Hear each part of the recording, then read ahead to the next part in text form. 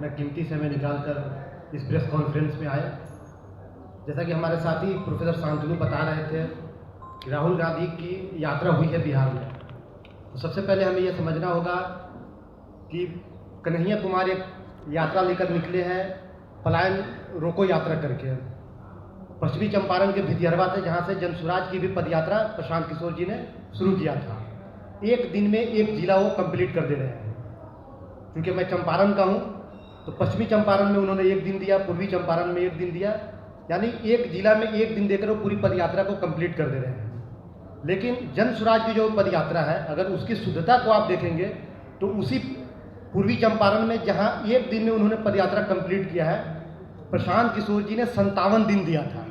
और 57 दिन जब उन्होंने दिया तो आप समझेंगे कि एक एक पंचायत को प्रशांत जी एक एक गांव को घूमे थे। तो जब आम जन के बीच जाते हैं तो समस्याओं को समझने में ज़्यादा आसानी होती है, तुलना में कि आप एक ही दिन में एक शहर को, आप एक पूरे जिले को आप पदयात्रा करके या जिस तरीके से भी आप यात्रा करते हैं आप कंप्लीट कर देते हैं। तो ये यात्रा में, हमारी यात्रा में, जन स्वराज की यात्रा में और जो कांग्रेस की यात्रा है उसमें फ़र्क है। अब रहा राहुल जी इधर पिछले 2-3 महीनों में 3 बार आ चुके हैं। कल बेगूसराय में थे।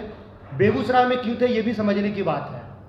कन्हैया कुमार का वो गृह जिला पड़ता है बेगूसराय, और कन्हैया कुमार के आप बैकग्राउंड को देखेंगे, जो जेएनयू के बाद जो उनको लाइमलाइट मिला, जो उनको प्रसिद्धि मिली, या जिस तरीके से भी वो चर्चा का एक विषय रहा कन्हैया कुमार, उसी में उमर खालिद भी थे। हमारे बिहार के ही एक मीरान हैदर आरजेडी के नेता थे, वो गिरफ्तार है जेल में। लेकिन राहुल गांधी किसी पर भी बयान नहीं दे रहे। बयान तक, यानी नाम लेने तक पर जो है उनको कहीं ना कहीं उनको हिचक हो रही है, नाम लेना नहीं चाह रहे हैं। लेकिन एक कन्हैया कुमार को एस्टैब्लिश करने के लिए वो बेगूसराय आते हैं यात्रा करने के लिए। और यात्रा कितने देर की होती है? 1 घंटे की भी यात्रा नहीं होती है। वो एक ट्रैफिक चौक है, ट्रैफिक चौक से शुरू करते हैं और IOCL के पास आकर अपनी यात्रा खत्म कर देते हैं। लेकिन समझना होगा राहुल जी को कि इस तरीके से बिहार को आप बेवकूफ़ नहीं बना सकते हैं।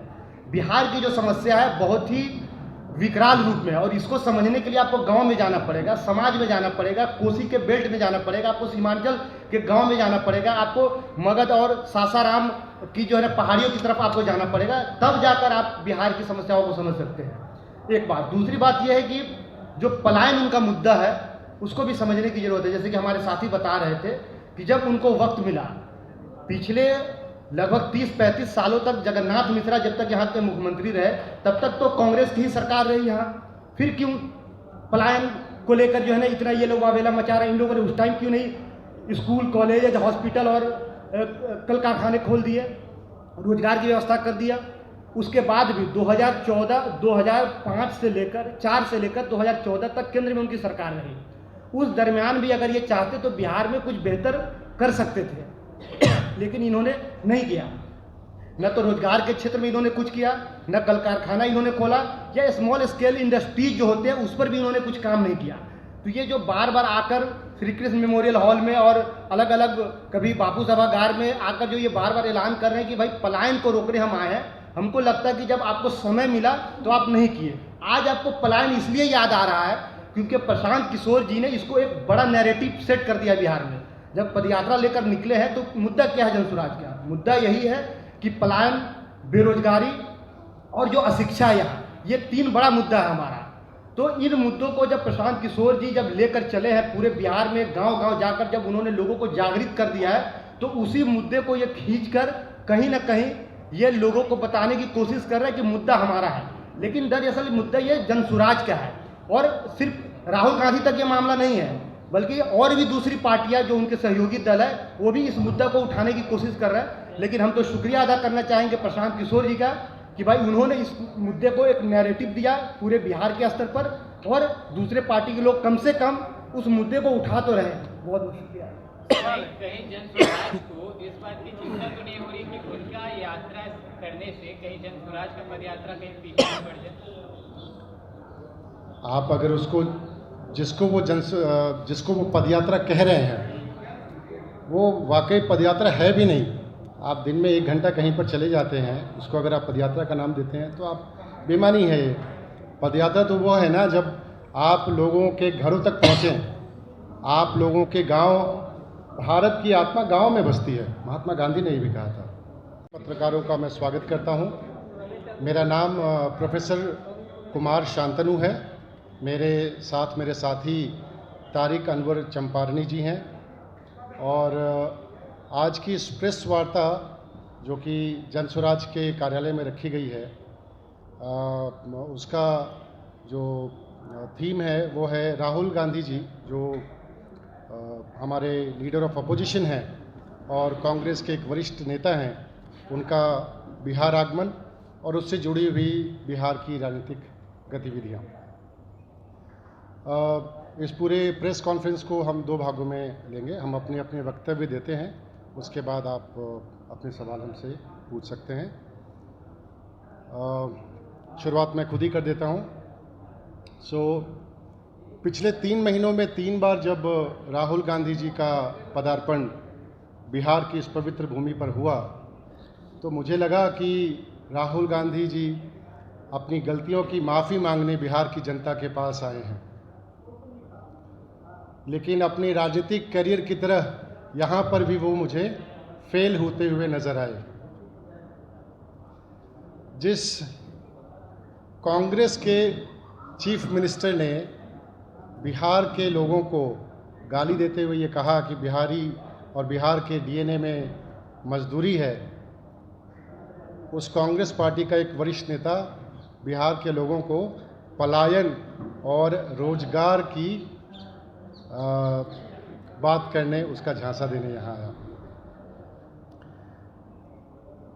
इससे पहले कि राहुल गांधी और कन्हैया कुमार जी पलायन रोको रोजगार दो की बात करें, उनको अपने मुख्यमंत्री तेलंगाना के रेवंत रेड्डी से पूछना चाहिए कि जिस बिहार के लोगों ने इस भारत को बनाया है, जिस बिहार का इतना ऐतिहासिक गरिमा रहा है, उसके लिए ऐसे वक्तव्य देने से पहले उन्होंने क्यों नहीं सोचा।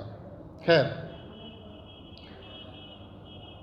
राहुल गांधी जी का एक और स्टेटमेंट आया अपने इस विजिट के दौरान कि पूरे भारत की राजनीति 5% लोग चला रहे हैं। उनका इशारा आरक्षण की तरफ था। मैं पूछना चाहता हूं कि इस 5% लोगों से जो देश चल रहा है, उसकी जिम्मेदारी उनके ऊपर क्यों नहीं है। भाई 2014 के बाद ना भाजपा सरकार आई है, उससे पहले तो कांग्रेस की सरकार थी अमूमन। तो तब उन्होंने ऐसे सामाजिक प्रयास क्यों नहीं किए जहां पर सामाजिक समरसता की भी गुंजाइश हो। आप याद कीजिए मंडल कमीशन की शुरुआत 1979 में हुई थी। 1979 वाज द ईयर। उसको इम्प्लीमेंट तो श्री वीपी सिंह जी ने किया था। 11 साल तक मंडल कमीशन, जिसके लिए हम रिजर्वेशन का एक माइलस्टोन कहते हैं, उसको कांग्रेस गवर्नमेंट ने इम्प्लीमेंट नहीं किया। तो क्या ये जिम्मेदारी उनकी नहीं है। और किस आरक्षण की बात करते हैं। आरक्षण समाधान नहीं है, आरक्षण समरसता का एक रास्ता है। समरसता समाज के सभी वर्गों के अंदर। आप एक वर्ग को तुष्टीकरण करके दूसरे वर्ग की राजनीति करना चाहते हैं, तो आप कैसे बीजेपी की राजनीति से पलट हैं। आप बात करते हैं रोजगार और पलायन की। बिहार में जब आपकी महागठबंधन की सरकार थी, उससे पहले की आपकी सरकार थी, तो बिहार को मजदूरों की फैक्ट्री, पलायन का रास्ता बिहारियों को किसने दिखाया। आपने और आपकी गठबंधन सरकार ने दिखाया है। तो मैं तो ये कहना चाहूँगा कि चूंकि अब ये चुनावी वर्ष है, राहुल गांधी जी को बिहार की याद तब नहीं आई जब बाढ़ आया, कोविड के समय नहीं याद आई उनको, जब छठ में हमारे बिहारी भाई जब रेलगाड़ियों में पिसते हैं, मरते हुए बिहार तक पहुंचते हैं, तब उनकी तरफ से एक आधिकारिक कोई सूचना या कोई स्टेटमेंट नहीं निकल के आता है। और जब चुनावी वर्ष आ रहा है तो 3 महीने में 3 दौरा हम देखते हैं। तो ठीक है, आप जनता के पास आइए, जनता आपका फैसला करेगी जनता आपको बताएगी कि जो आपके एफर्ट्स हैं वो जनता को स्वीकार्य हैं या नहीं है। जन स्वराज की पदयात्रा पिछले 2 साल से चल रही है। अब आप देखेंगे कि सभी पार्टी अमूमन किसी न किसी तरीके से कोई पदयात्रा, किसी पदयात्रा के नाम से अपनी लोगों तक पहुंचने की कोशिश कर रहे हैं। ये भी ठीक है, कम से कम जन स्वराज के प्रयासों से जनता तक लोग पहुंचना तो चाह रहे हैं, वरना इससे पहले तो लोग दिल्ली से बैठकर अपनी राजनीति क्या करते थे। तो मेरा भी इतना ही कहना है। मैं चाहूँगा कि मेरे साथी तारिक अनवर चंपारनी जी भी अपनी राय रखेंगे इस पर। पहुँचिए, आप शहरों में एक चौक से दूसरे चौक तक जाकर और उसको पदयात्रा का नाम देते हैं, इससे जन स्वराज क्या बिहार की जनता को भी कोई फर्क नहीं पड़ता। कांग्रेस से डर है आपको? मैंने कहा तो इससे जन स्वराज क्या बिहार की जनता को भी फर्क नहीं पड़ता। फिर भी लेकिन पदयात्रा से तो डर रहे हैं ना आप लोग, तभी तो बीजेपी से ज़्यादा एग्रेसिव आप लोग हैं। मुख्य विपक्षी पार्टी के रूप में कांग्रेस से बीजेपी को बयान देना चाहिए, स्पष्टीकरण देना चाहिए, लेकिन उससे ज़्यादा परेशान आप लोग लग रहे हैं। ये परेशानी हमारी अपनी नहीं है, ये परेशानी उन सारे 13 करोड़ बिहार के लोगों की है, जिसको कांग्रेस के एक सीएम ने ये कहा कि बिहारियों के डीएनए में तो मजदूरी है। ये वहाँ का गुबार है। ये बेइज्जती हमारी सिर्फ जनसुराज की नहीं है, 13,000 लोगों की है। और आप यहाँ पर आकर 13 करोड़ बिहार के लोगों की, और आप यहाँ पर आकर पलायन और रोजगार की बात करते हैं। नहीं, बिल्कुल भी नहीं है। सवाल ये है कि आप लोग भी गांधी जी की विचारधारा को फॉलो करते हैं, कांग्रेस भी गांधी जी की विचारधारा को फॉलो करती है, तो दोनों में डिफरेंस क्या है? द सेम थिंग है। हम गांधी जी की विचारधारा को भी फॉलो करते हैं और बाबा साहब अम्बेडकर की भी विचारधाराओं को फॉलो करते हैं। हमारा विश्वास गांधी और अम्बेडकर के समरस समाज के लिए है, जहां पर सभी के लिए सभी की भागीदारी, सभी की साझेदारी हो। आज राहुल गांधी बिहार में आकर ये कहते हैं कि सवर्णों ने ही लूटा है। आप तुष्टीकरण की राजनीति ही तो कर रहे हैं। आप एक वर्ग को खुश करने के लिए दूसरे वर्ग के खिलाफ बोलना चाह रहे हैं। यही काम तो बीजेपी कर रही है। आप अगर सामाजिक समरसता की बात करेंगे तो हम आपके साथ हैं। तो इसलिए उनकी राजनीति और हमारी राजनीति में बहुत ज़मीन आसमान का फर्क है। राहुल गांधी ने कहा कि अगर आप अपर कास्ट नहीं हैं तो आप दूसरे दर्जे के लोग, इस पर क्या कहिए? राहुल गांधी की उस स्पीच को मैं भी सुन रहा था, और उन्होंने जिला अध्यक्ष और पंचायत अध्यक्ष और प्रखंड अध्यक्ष तक की भी उन्होंने चर्चा की थी। लेकिन अभी जब नई कमेटी रिलीज हुई है उनकी, जिसमें जिला अध्यक्ष की घोषणा हुई थी, आप उस पूरे लिस्ट को देखेंगे तो अभी भी 14 सवर्ण समाज के लोग ही उनके जिला अध्यक्ष हैं। तो मुझे लगता है कि उनकी कथनी में और उनके करने में दोनों में जमीन आसमान का फर्क है। सर बाबा साहब का नाम लिए लैंड रिफॉर्मिंग एक्ट संविधान में पड़ा हुआ है, जिसको सुप्रीम कोर्ट में चुनौती तक नहीं दिया जा सकता है, क्या उसको चुनावी एजेंडा बना पाइएगा? जन स्वराज भूमि सुधार को अपना एक मुख्य मुद्दा मानती है।